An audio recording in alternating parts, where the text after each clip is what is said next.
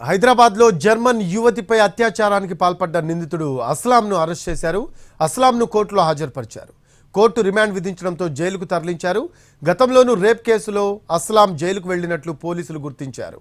అస్లాం సోదరులపై కూడా కేసులున్నాయని చెప్పారు. చిన్నపిల్లలను బంధించి లేడీస్ను ట్రాప్ చేసినట్లు విచారణలో గుర్తించామన్నారు. మార్చి తొలివారంలో జర్మన్ నుంచి యువతి ఓ యువకుడు హైదరాబాద్ వచ్చారు.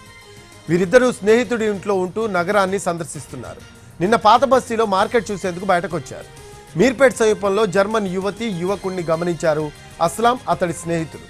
నగరాన్ని చూపిస్తానని నమ్మబలికి జర్మన్ యువతి యువకుడిని కారులో ఎక్కించుకొని వెళ్లారు. పలు ప్రాంతాల్లో తిప్పి నిన్న రాత్రి 7:30 గంటల సమయంలో ఎయిర్పోర్టు రోడ్డు వైపు వెళ్లారు. అక్కడ ఫోటోలో అస్లాం స్నేహితులు జర్మన్ యువకుడు కారు దిగి వెళ్లారు. ఆ సమయంలో కారు యూటర్న్ చేసుకొద్దామని చెప్పిన అస్లాం జర్మన్ యువతిని నిర్మానుష్య ప్రాంతంలోకి తీసుకువెళ్లి అత్యాచార యత్నం చేశాడు.